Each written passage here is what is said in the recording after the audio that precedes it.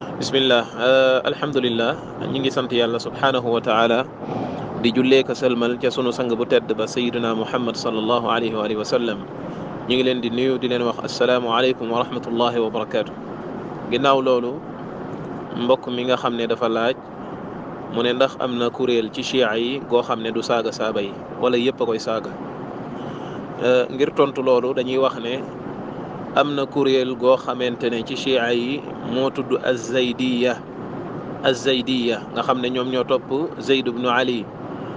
ñooña kuréel lañ goo xam ne ñoo gën a jege sunna ci chia yi ndax dafa am ay masala yoo xamante ne yu mag la ci pas-pasu chia te garaaw ñoom ñu wuuteeg chia yi ci des ci loolu. bokk na ci masala yooyu mooy masala mii mbokk mi laaj mooy saaba yonent bi sallallahu alayhi wa sallam ak teg ci seen der wax ju ñaaw. az-Zaydiya ñoom duñu def loolu, wala boog Zaydiya ga nga xamante ne mooy madhabu Zayd ibnu Ali ak ña topp ca moom ñoom duñu wax naka sudul noona di ko teg ci saaba yonent bi sallallahu alayhi wa alihi wa sallam. kon kuréel googu moom day génn ci masala moom yi. naka noonu az-Zaydiya wuute nañoo ak ashia ci beneen masala bu am solo, mooy gëm ne seen aimma yi dañoo am isma, maanaam duñu juum ñoom dañoo gëm ne imam bi day juum day tegu ca yoon moom ñëpp a yem.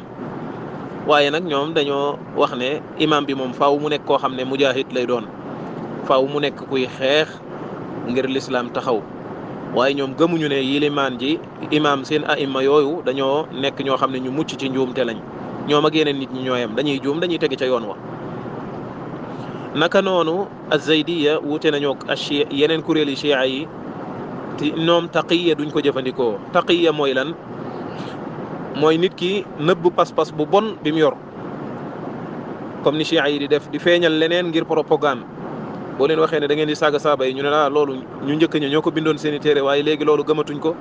fekk ne moom gëm na ko, waaye nag xam na ni bu waxee naka sudul noonu ci saaba yi, rawatina ci milieu boo xamante ne sunna ñoo fa ëpp, bu waxee loolu ñu ŋàññi ko wan leen gannaaw, mu wax leneen lu buuteeg li mu gëm, nëbb li mu gëm.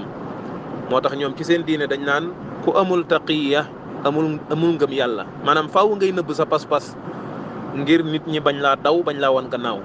moo tax ñuy nëbb léeg-léeg saaga gi ñuy saaga saaba yi ak ne la ñun gëmuñu ne alquran dafa wàññeeku, dañ ñu koy tuumaal ak yeneen ci seeni pas-pas, ñu koy weddi fekk ne dañuy nëbb seen ngëm-ngëm boobu ngir propagande, ngir nit ñi bañ leen a wan gannaaw.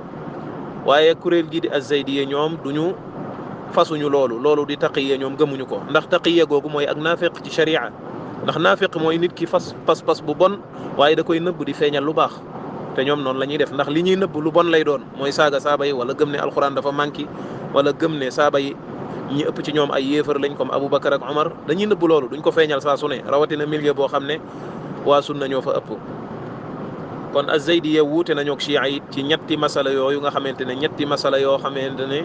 ci reeni masala yi pas-pasu chia tege ci la bokk. waa Zaydiya wuute nañoo ak ñoom ci loolu.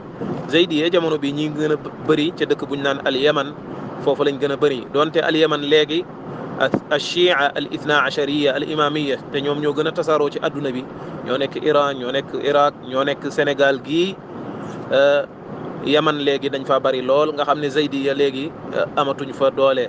Shia al-Imamiya al-Ithna Ashariya ñoo leen fa ëpp doole.